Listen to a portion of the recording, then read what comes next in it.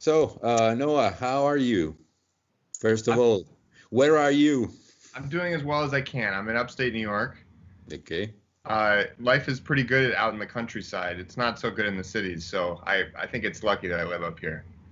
Yeah. And how are you doing with rabbits?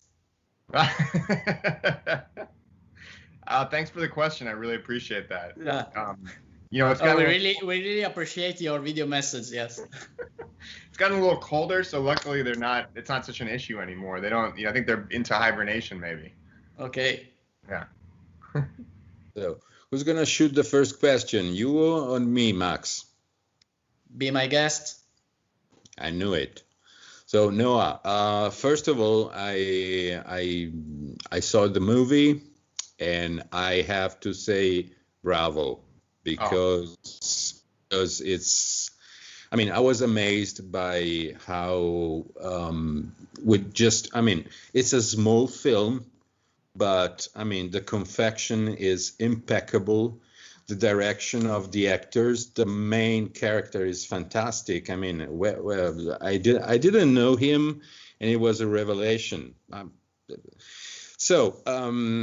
That is a small film that encapsulates satire, science fiction, social commentary. I mean, I felt really like and it is so engrossing that I felt like there is the scene in the mental clinic where they say, well, now I feel like I'm in the real life and I feel the urge of withdrawal. So watching your movie gave me that sense. I need a withdrawal from the world that is surrounding me. I don't know if it was if it was on purpose, because it started as a really science fiction light kind of Black Mirror-ish satire, and then it becomes something that you realize, oh my God, this is real. So tell me about the genesis of the film. Yeah, well, just to answer that part of your question, I think there's a certain hypnosis you would like to achieve with films where when you try to create a world that isn't exactly our world, where it does seem to at some point seep in to every corner of the way you look at your world today. So I certainly was going for that with the creation of this world, but to your larger question, it kind of came from a place of there's an absurdity, I think, about our world that we take as its truth. So I think our world is in a highly absurd fiction, especially the economic realm of our world, and that's why I focused on this new technology being used for high-speed trading. These logics that Wall Street runs on, and high-speed trading and derivative swapping, we saw it all crumble so quickly in 2008. And this year it's been also sort of hanging in the balance. And so I really wanted to create a world that itself was an absurd fiction, but that because it has so much in common with our world, it is accepted as a reality. And what is it about accepting that absurdity as reality could maybe have that moment that you're describing, where you sort of have this dissonance, this little uncanny valley you find yourself in, where you do realize, oh my God, so much of the labor in our world today, so much of the way people are treated is completely absurd. And especially this gamification, of labor in the gig economy. And these were the things I wanted to explore in a world, and I wanted to set it in a world that didn't feel in the future, so it felt out of distance, because I think a lot of science fiction that is about future technologies can feel like, wow, that's incredible. I don't think I'll ever see that in my lifetime. So something so close that felt real enough, and also, there's a lot of political commentary that is relevant to today, especially here in the U.S. We're dealing with laws trying to be passed right now to strengthen the gig economy that Uber and Lyft are championing. So these are very relevant issues, and that was important to me. Max? Yeah. Are you with us? And yes, I think Yes, you said the right word. I think hypnosis. In a way, it seems like the job Ray and Anna and the blue collars do is quite hypnotic in a way, and I think this is the perfect mirror of the gig economy system. Yeah, I mean, just you have point A to point B, and you have to put your down, and you have to get there. And you don't have to think about nothing. Just do it. That's right. That's right. You're treated as this, a cog in the machine, but for the people out there, it's advertised as you get into nature and you get to hike and you get to see the great outdoors. So there's that sort of like lifestyle, the lifestyle aspect of the labor too, is the way companies are marketing these things. It's like they're picturing that job as a win-win, of course. Right. I mean, you're in the outdoors. I mean, you make a simple job. What could go possibly wrong? Right. If you sprain your ankle, though, you're on your own. You're on your own. But I mean, it's part of the allure of the outdoors, right? Yeah. So don't get too hypnotized. You'll trip over a branch. Yeah. So first question is, why do you call that the film Lapsis? And I had an alternative title. Oh, good. The Cable Guy. Oh, the Cable Guy. Isn't that a movie? Yeah. I feel like that's a movie with Kevin James or know that. Jim Carrey or something, right? That was a joke. But the woman, I mean, the theorist that Ray encounters during his trekking, I read your statement, and the thing she says, I mean, maybe she some sort of a personification of Patricia Reed, the philosopher that in your statement you were very fascinated with in the start. Yeah, I don't know that her character. I wasn't thinking of it necessarily as a personification of Patricia Reed, but I think the Patricia Reed essay that you bring up it was really about the creation of the world for me, and it was about the moment you stop to think about this world. I was talking about the absurdity before. You have these metal boxes and these cables everywhere. It's an incredibly insane world, an absurd world. So that was the essay that Patricia Reed wrote, which was very inspirational for me. Logic and Fiction helped me with building the world more. And now the Anna character, I think, is probably more just an embodiment of my political views of this world.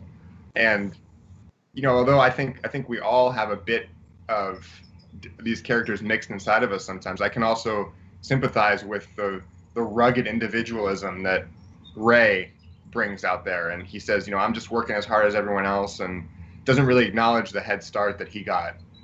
And I can also understand a piece of that inside myself too, although I strive to be more like Anna maybe. And also in your statement, I read that another really important part for the inspiration for the film was your brother's affliction. Yes. So and Babe Howard, who plays the younger brother in the film, is my younger brother in real life. So and he did suffer from several years ago. He's recovered pretty well now, but this was a reality and fiction exactly on top of each other. Because when it comes to this, amnesia disease, I mean, it's treated like some sort of. Some of them are like deniers. They say, "Oh, this is just a made-up disease," while on the other hand, I mean, the same character, he says, well, it's just placebo. So it's did you encounter similar situations during the treatment of your brother? Yes. There's a lot of treatments you come across. One thing isn't working and something else is recommended, and you read about it, you get excited about it, and it doesn't work. And the interesting thing about that is it could work especially in this sort of new wave wellness world, there's a lot of treatments that probably help a lot of people, but the main critique I have, the main issue is that they're so expensive. The people who, end up getting to try them, and maybe it does help them, like the expensive tea that he tries near the end of the film, for example. Too many people are just priced out of even having the chance to see if one of these homeopathic cures could, do well for them, that are sold by these companies like Goop, for example. It's like, so we came across a lot of that with him, and eventually it becomes mysterious what causes the disease sometimes, and then it becomes equally mysterious what the thing is that gets you over it. And maybe it was just you spent more time in the outdoors. Maybe it was some small change to your sleeping or something. So I think there's twofold. It's the cures are too expensive and mysterious, but potentially helpful. But the other statement there, I think, is that in our world today, there are so many man-made factors. What's in our drinking water? What's in our food?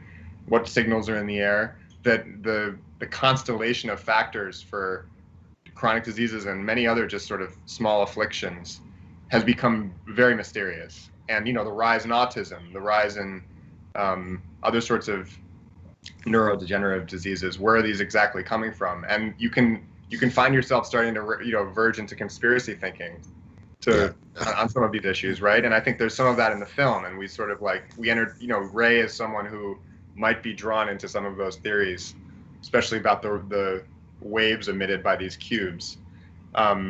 So that can be unhelpful, but there might be a grain of truth in some of those theories too. So it's just exploring the complexity of of factors in our world today, and sort of how helpless one can feel trying to pin down the source or cure of their issue. I'm sorry, but I have to push the mute button now because your 2 minutes are over. So it's Maks now. Maks' turn now. Yes, and talking about complexity of our world, I think in your film in Lapsis, you may have the feeling that there is also a big complexity also that is expecting us in the future. What's your opinion? Like the world of quantum and all of this the technology, it's sort of you explore in your last two movies two keystones of our present and our future: gig economy and neuroscience. Yes.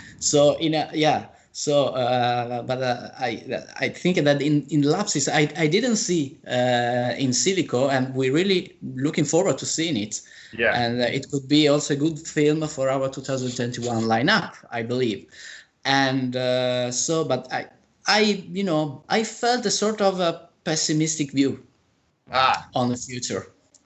I don't know if I'm right or if I'm wrong, but yeah. Well, it's a loaded at the beginning, at least. Yeah. The beginning. At the beginning, at least. Yeah.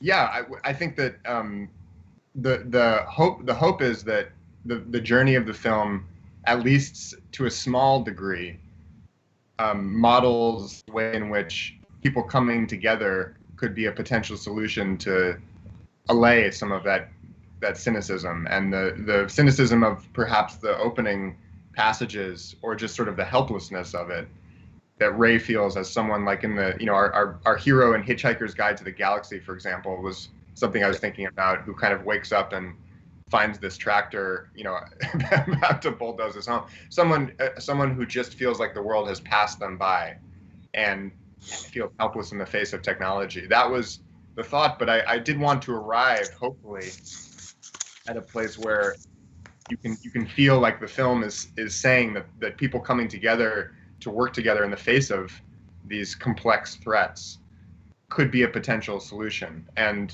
I do believe that, and I don't think that we're doomed. I don't think these technologies are going to kill us. I think that there's hope when people come together, truly. But in terms of, cinematic influences, is there some model that you've been looking up to? Because the style of the film is, it's not like, I'm not backslapping you. I was really impressed. I was really impressed because usually when you have a debut in a feature film, you have a lot of good intentions, maybe some footage, but your film has a real the economy, the visual economy, the story economy is very strict, very, very assured. So I was in some ways, it reminded me of, I don't know if you agree with me, Alexander Payne's movies. Mm. That he also had his shot at, some like futuristic film with downsizing. Sure. Yeah. So, what were your influences and your evolution from documentary? So, how did you approach this challenge for a feature film? Yeah, it's a good question. The documentaries, I think, it almost feels like a different a type of work in a way, but I think what it did help is the kind of social realism maybe of working class stories. That's the common link between the documentaries I've made. Is I've made 2 documentaries about oil fields in North Dakota, and a lot of just tales of labor and exploitation out there. So I think that helped to think about what a working class experience would be in the midst of this gig economy boom. But in terms of style, my biggest influence was like the earlier Charlie Kaufman, Spike Jonze collaborations, being John Malkovich, was the early like favorite film in my mind for many years. So I think where that comes in is it's just sort of the world building of some of those films, adaptation, the quick and economical communication of the rules of the world, and the sort of you as the viewer are sort of forced to accept, oh, people can enter this tunnel and become someone else. Okay, fine, let's go. And so that was an early one for me. I think later on, I didn't like so much the more recent film. It was okay, but the Leos Carré movies, Holy Motors. Oh yeah. These films that again build a completely absurd fiction that you are hypnotized by. There's a real confidence and assured quality of Holy Motors that I just was enraptured by. So that movie was in my mind in a big way. But then there's some closer science fiction like Brazil, and I think Brazil is just sort of, we were thinking of that kind of gonzo sci-fi because it was going to be closer to the kind of aesthetic that we could afford on our small budget. We could think about doing all these practical effects and building these sets and costumes or whatever. And that movie was sort of inspirational to think about. Yeah, but I have to admit that your world, even though it's on a small budget, is so believable. It didn't take me any sort of an effort to believe into what I was watching, because it's so simple and yet effective that it makes complete sense. You have a complete new societal structure built upon the franchises surrounding people dragging their carts. That's right. Which, visually, it's so simple, but again, I was really impressed. while with the authors that you cited before, like Terry Gilliam, Charlie Kaufman, or Spike Jonze, I mean, they create these crazy worlds that they have this particular visual style that, I mean, it takes a while to get inside of that, let alone Holy Motors, which was a completely fucked up extravaganza, which I loved, of course. But so I'm not sure this is a question. This is my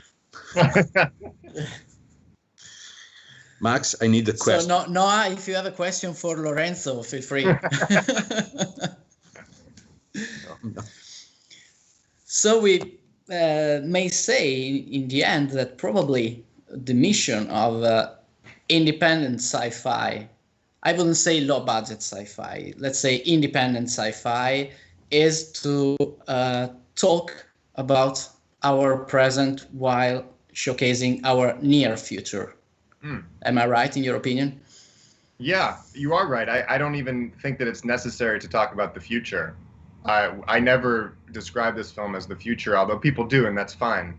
Yeah. It's you know, we talk about it as a parallel present because it doesn't necessarily feel like the future.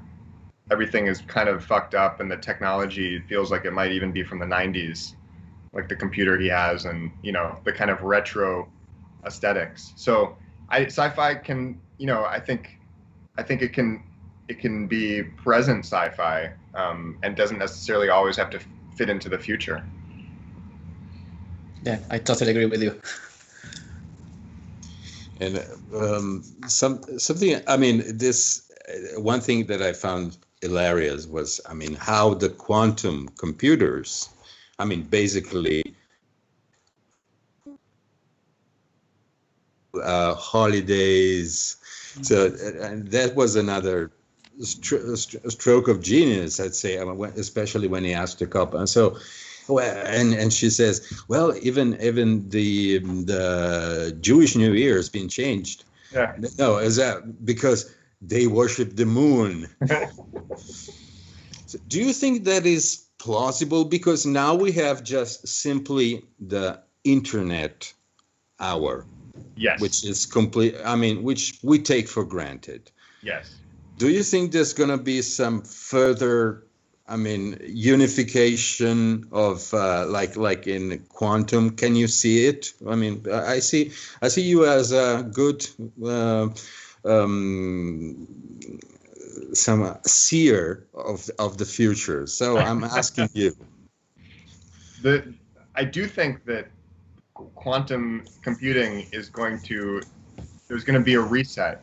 I don't know how much it'll affect, but the inspiration there was that to do quantum computing, you actually do need to lay down new happening, like technology companies that are building quantum computers, they actually need to lay new types of fiber optic cable to connect the computers. So I do think we're going to move into quantum computing, and actually in that world we're going to have to completely redo the infrastructure of the internet. These cables that connect Europe and the US under the Atlantic Ocean will need to be relaid down again. So that all of that labor that's in the film is not implausible, and in fact going to be necessary if this is going to happen. Now, will people get parking tickets because the Jewish holiday, you know, they were looking at last year's calendar because they weren't using a quantum computer? I think that's possible. There's already many technologies that we think we're up to date with, that we find out we haven't updated an app, or we have a phone that can't even download the new app, and we are left behind constantly. We constantly are trying to keep up with the new messaging services people are using, and so this feels very real to me. I mean, what could be, since you can see very clearly a present, I'm asking you to do a leap of faith and suggest what could be your ideal return to form for, I mean, I'm speaking about the American society, but also the European. to recover some of the famous, American ingenuity. The ones of the the pioneers of something that is more humane, that's more humanistic, but in the same sense that is effective. What could be, your solution if you were president for the timing is all, I know that, but if you were president, what could be your solution for a get-together job that is, of course, gives results, but also is in the American spirit of entrepreneurial? Yeah, well, that's a good question. I think those two things aren't mutually exclusive. That unfortunately, what's happened here, and I think also in Europe, is that American entrepreneurialism has been subsumed by people who are essentially libertarians and just believe that there shouldn't be any government, and they can do whatever they want, set up any systems they want, and then exploit the hell out of the workers that they hire to carry out those systems. So it's actually quite simple to me. You can have all the ingenuity, which naturally occurs anyway, but you just need much stronger social safety nets that have been, in this country, just beaten back since the New Deal in the 1950s, and I'm sure in Europe too, with austerity and various issues in different countries, beaten back as well. Although you still manage to have some stronger social safety nets than even we do here. So I would just, for example, there's this thing, Prop 22 in California right now. They're trying to pass it, and it just would further erode any insurance or healthcare protections for gig economy workers. It's just a clear thing to me. It's night and day. You got to give people who are doing this labor some kind of protection. And the idea that everyone who does this kind of freelance labor is an independent contractor and just sort of their own island, and they have to buy their gear and they treat themselves as a corporation, and it's the extreme example of American rugged individualism run amok. And so, I don't think you'd be quashing any degree of ingenuity by going back to a new deal for this country and for European countries as well, to reinstate much stronger social safety nets. So I'm much closer to what just happened in Bolivia. I would love to see that kind of government come into power. Yeah, I vote for Noah.